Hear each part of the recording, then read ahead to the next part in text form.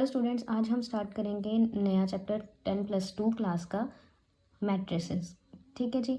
इसमें मैट्रिसेस में हमारे पास 6 मार्क्स का क्वेश्चन आता है, बहुत बहुत इम्पॉर्टेंट। सो इसके आपके पास बेसिक्स जो है बिल्कुल क्लियर होने चाहिए। ठीक है। सो आज इसके पहले हम बेसिक्स ही क्लियर करेंगे। सबसे पहले मैट्रिसेस चैप्टर स्टार्ट करने से पहले हमें ये पता होना चाहिए, जो चैप्टर में ये दो चीज़ें यूज़ करेंगे हम, एक मैट्रिक्स वर्ड एंड एक होगा मैट्रिसेस। मैट्रिक्स वर्ड हम तब यूज़ करेंगे जब हमने सिर्फ एक मैट्रिक्स की बात करनी है। मैट्रिक्स अभी पता चल जाएगा आपको क्या है। ठीक है। एक मैट्रिक्स की बात करेंगे तो उसके लिए हम मैट्रिक्स वर्ड यूज़ करेंगे। जब हम मोर देन वन मैट्रिक्स की बात करेंगे, 2, 3, 4 कितनी भी मैट्रिक्स हों, उनके लिए हम मैट्रिसेस यूज़ करते हैं, जो कि प्लूरल फॉर्म है मैट्रिक्स का। ठीक है जी। 2 या 2 से ज़्यादा जो मैट्रिक्स होंगे उनके लिए हम मैट्रिसेस यूज़ करेंगे and one only single matrix के लिए मैट्रिक्स। अब जो मैट्रिक्स है इसमें हमारे पास स्क्वायर ब्रैकेट्स के अंदर जब कोई नंबर्स लिखे हों उसको हम मैट्रिक्स कहते हैं। इसकी प्रॉपर डेफिनेशन भी करेंगे, लेकिन मैं पहले आपको ये बता दूं कि कैसे कैसे हम मैट्रिक्स बना सकते हैं। जैसे मान लीजिए, आपको फर्स्ट एग्जांपल मैंने लिया है कि हमारे पास अगर गिवन है कोई भी 2 इक्वेशंस गिवन है, 2 या 3, 4 कितनी भी गिवन हो सकती हैं। हमारे पास कोई भी 2 इक्वेशंस गिवन है। अब इन इक्वेशंस में 2 वेरिएबल्स हैं x एंड y। ठीक है। इन दोनों वेरिएबल्स के कोफिशिएंट्स को हमने जब अरेंज करके स्क्वायर ब्रैकेट्स के अंदर डाल दिया तो वो क्या हो गई, मैट्रिक्स हो गई, consisting of coefficients of x and y। ठीक है जी। मतलब स्क्वायर ब्रैकेट्स के अंदर जब हम नंबर्स को लिखेंगे तो उसको हम क्या बोलेंगे, मैट्रिक्स बोलेंगे इन सिंपल लैंग्वेज। ओके जी। अब ज़रूरी नहीं है कि ये इक्वेशंस के कोफिशिएंट्स ही हो सकते हैं। इसमें हमारे पास क्या हो सकता है, जैसे आपको कोई ऐसे भी एग्जांपल दी हो सकती है। Suppose that there are 3 boys, first है Anil, second Akram and third Manjit. अब इनके पास बुक्स एंड पेंसिल्स जो हैं डिफरेंट डिफरेंट नंबर्स में हैं। जैसे अनिल के पास है 9 बुक्स एंड 4 पेंसिल्स, अकरम के पास 4 बुक्स एंड 3 पेंसिल्स, मंजीत के पास 6 बुक्स एंड 5 पेंसिल्स। तो इसको हम टेबुलर फॉर्म में अगर लिखेंगे तो बुक्स का हमने एक कॉलम बना लिया, एक पेंसिल्स का, एंड इन तीनों की हमने रोज बना ली। ठीक है। तो लिख देंगे, उसके पास हमारे पास अनिल के पास 9 बुक्स थी तो 9 बुक्स, 4 पेंसिल्स थी उसके पास तो 4 पेंसिल्स। ठीक है। ऐसे ही अकरम एंड मंजीत के लिए हम लिखेंगे। अब ये तो थी टेबुलर फॉर्म। अब अगर हमने इसको मैट्रिक्स फॉर्म में लिखना है तो क्या करना है, सिंपली इन सारे नंबर्स के आसपास क्या लगा देंगे, हम स्क्वायर ब्रैकेट्स लगा देंगे। ये है इसकी मैट्रिक्स रिप्रेजेंटेशन जो हमने अभी स्टेटमेंट पढ़ी थी। ठीक है। जस्ट हमने स्क्वायर ब्रैकेट्स लगा दिए हैं तो ये क्या बन गया, हमारे पास मैट्रिक्स बन गया। अब इसमें मैट्रिक्स में जो चीज़ें हमें अब नोट करनी है कि इसमें फर्स्ट, सेकंड एंड थर्ड 3 रो हैं हमारे पास। ठीक है जी। ये 3 रोज हैं एंड 2 कॉलम्स हैं।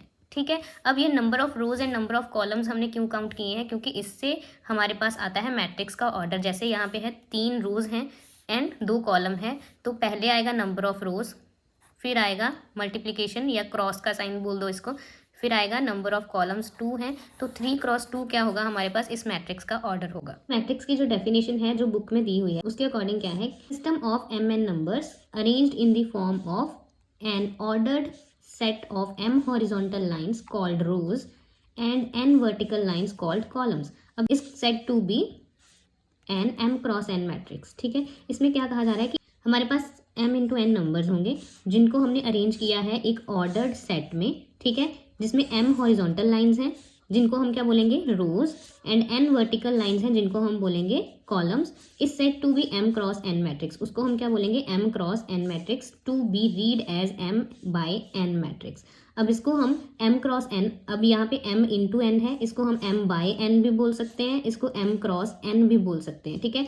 तो आपके ऊपर है ये, आपको m बाय n बोलोगे या फिर m क्रॉस n बोलोगे, ये आपके ऊपर है। ठीक है। मैं ज़्यादातर m क्रॉस n ही यूज़ करती हूँ। अगर हम डेफिनेशन को इस एग्जांपल से रिलेट करें तो डेफिनेशन क्या कह रही है कि एम एन नंबर्स, अब कितने नंबर्स हैं, 1 2 3 4 5 6 नंबर्स हैं टोटल हमारे पास। ठीक है। तो 6 नंबर्स का ये क्या है, एक अरेंजमेंट है, अरेंज किया हुआ है हमने उसको ऑर्डर्ड सेट की फॉर्म में जिसमें m हॉरिजॉन्टल लाइंस हैं। अब m हॉरिजॉन्टल लाइंस मतलब 3 हॉरिजॉन्टल लाइन हमारे पास रोज हैं, मतलब m हमारे पास यहाँ पे क्या होगा, 3 होगा। ठीक है जी। n वर्टिकल लाइंस कितनी है, वर्टिकल लाइंस 2 है, तो ये हमने यहाँ पे लिखा था, तो 2 यहाँ पे हमारे पास क्या आ जाएगा, 2 हमारे पास आएंगी वर्टिकल लाइंस, मतलब 2 कॉलम आए हैं। ठीक है जी। According to definition. एंड आगे डेफिनेशन में हमारे पास क्या है कि is set to be an m cross n matrix. अब m क्रॉस n, इस मैट्रिक्स को हम क्या बोलेंगे, 3 क्रॉस 2 मैट्रिक्स। ओके। अब यहाँ पे जो 3 क्रॉस 2 है इसको हम क्या कहते हैं, अब नेक्स्ट है ये हमारे पास कुछ दो मैंने ये डेफिनेशंस अलग से लिखी हैं। एक तो है order of a matrix. Order of the matrix is m cross n, मतलब जो m क्रॉस n होता है वो मैट्रिक्स का ऑर्डर होता है। तो यहाँ पे जो हमने ये मैट्रिक्स बनाई थी 3x2 मैट्रिक्स बनी थी, तो इस मैट्रिक्स का ऑर्डर क्या हो गया 3x2। ओके, 6 नहीं बोलना है, इसका ऑर्डर क्या है 3x2। 6 इसमें एलिमेंट्स हैं, ये भी हम आगे डिस्कस करेंगे। आई होप आपको अभी ये समझ आ गया होगा कि मैट्रिक्स जो है उसको हम स्क्वायर ब्रैकेट्स में रखते हैं। ठीक है, कोई भी कितने भी नंबर्स का ये अरेंजमेंट हो सकता है। जैसे इसमें हमने 6 नंबर्स को अरेंज किया है। मैट्रिक्स में जितने भी नंबर्स अरेंज हुए हैं उस हर मैट्रिक्स का हमारे पास क्या होता है, एक ऑर्डर होता है जिसको हम यहाँ पे नीचे लिखते हैं। ठीक है, ये ऑर्डर जो है ये कैसे पता चलता है, इसके लिए फर्स्ट जो होते हैं नंबर यहाँ पे हमने लिखा होता है वो क्या होता है, कितनी रोज है उसकी, और दूसरे नंबर पे ये हमारे पास क्या होता है, जो दूसरा जैसे यहाँ पे 2 है तो ये क्या है, कितने उसके कॉलम्स है, मतलब ऑर्डर है ये मैट्रिक्स का। अब दूसरी डेफिनेशन यहाँ पे हमारे पास क्या है, एलिमेंट्स और एंट्रीज ऑफ ए मैट्रिक्स। अब यहाँ पे है कि the numbers in the matrix are called elements और एंट्रीज ऑफ द मैट्रिक्स। अब जो मैट्रिक्स के हमारे पास ये 9, 4, 6, 4, 3, 5 ये सारे क्या हैं, ये इस मैट्रिक्स की एंट्रीज हैं या फिर इसके एलिमेंट्स। अब आप पे ये आप अगेन इसको एलिमेंट्स बोलना चाहते हो तो एलिमेंट्स बोल सकते हो, एंट्रीज बोलना चाहते हो तो एंट्रीज बोल सकते हो। मतलब ऑर्डर ऑफ ए मैट्रिक्स का हमारे पास फॉर्मूला क्या निकल के आता है कि number of rose into number of columns. ठीक है, जितने उसके नंबर ऑफ रोज होंगे वो पहले आएंगे, उसके बाद मल्टीप्लिकेशन या क्रॉस का साइन लगा के आप क्या लिखेंगे, नंबर ऑफ कॉलम्स। ठीक है जी, तो जो हमने डिस्कस किया था वो था हमारे पास मैट्रिक्स सिंपली क्या क्या होता है मैट्रिक्स में। अब ये है कि जर्नल मैट्रिक्स अब हमारे पास ज़रूरी नहीं है, जैसे हमने यहाँ पे डिस्कस किया ये हमारे पास 3x2 ऑर्डर की मैट्रिक्स है। अब ज़रूरी नहीं है कि हमारे पास 3x2 या 2x3 ऑर्डर की किसी भी ऑर्डर की मैट्रिक्स आ सकती है। तो हर ऑर्डर की मैट्रिक्स को आप कैसे स्टडी करोगे, उसके लिए हमने जर्नल मैट्रिक्स स्टडी करनी है अभी। Journal matrix of order m cross n। अब यहाँ पे m क्या है, नंबर ऑफ रोज। ठीक है, m है रोज का नंबर एंड n क्या होगा यहाँ पे, कॉलम्स।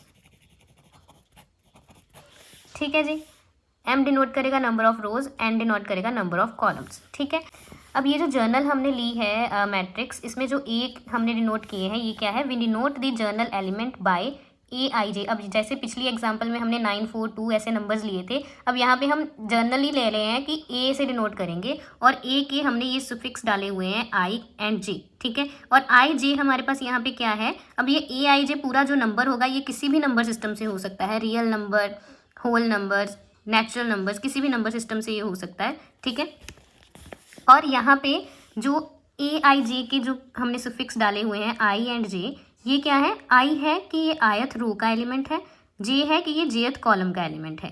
ठीक है, कि I ये बताएगा कि ये कौन सी रो का एलिमेंट है और कौन से नंबर पे है, और J ये बताएगा कि ये कौन से कॉलम में का एलिमेंट है। ठीक है, जैसे यहाँ पे हम देखेंगे कि ये फर्स्ट कॉलम और फर्स्ट रो। ठीक है, फर्स्ट रो फर्स्ट कॉलम का फर्स्ट एलिमेंट है, मतलब फर्स्ट रो में है, फर्स्ट कॉलम में है, तो 1, 1। ठीक है जी, अब यहाँ पे मैंने बताया था कि जो आई हमारे पास आएगा वो हमने क्या लेना है, रो, एंड जो जे हमारे पास है वो क्या होगा, कॉलम। तो यहाँ पे ये क्या है, फर्स्ट रो है लेकिन सेकंड कॉलम है, तो क्या आ जाएगा A1, 2। अगेन नेक्स्ट जो है फर्स्ट रो थर्ड कॉलम। ठीक है जी, थर्ड कॉलम है तो ये क्या आ गया 1, 3। अब फर्स्ट यहाँ पे पूरी रो है फर्स्ट, तो यहाँ पे 1, 1, 1, 1 रहेगा फर्स्ट आई की जगह पे। ठीक है, और जो जैसे जैसे कॉलम्स चेंज होते जाएंगे वैसे वैसे इसका जो जे वाला है नंबर वो 1, 2, 3 J N ये ऐसे चेंज होता जाएगा। सिमिलरली यहाँ पे है हमारे पास A2, 1। अब ये 2 क्यों हो गया, बिकॉज सेकेंड रो है, कॉलम तो फर्स्ट ही है इसलिए 2, 1। ठीक है, अब अगेन A2, 2 इसके लिए क्या है, अगेन सॉरी रो हमारे पास है सेकंड और कॉलम है सेकंड, तो 2, 2 हो गया। अगेन ये ऐसे ही हमारे पास ये प्रोसीजर जो है सेम चलेगा लास्ट MN तक, मतलब M हमारे पास क्या है, रो का नंबर, और N हमारे पास क्या है, कॉलम का नंबर। और इसमें एक चीज़ जो है कि जर्नल मैट्रिक्स जो है उसको हम कैसे डिनोट करेंगे, जर्नल एलिमेंट लिख दिया हमने मैट्रिक्स का और उसके आसपास क्या लगा दिए, स्क्वायर ब्रैकेट्स लगा दिए, तो वो क्या बन जाएगा हमारे पास, जर्नल मैट्रिक्स। अब ऐसे भी लिख सकते हैं आप जर्नल मैट्रिक्स को, या फिर उसके ऐसे पैर में, उसके पैर में क्या लगा सकते हैं, उसका ऑर्डर M क्रॉस N। अब M और N again number of rose into number of columns.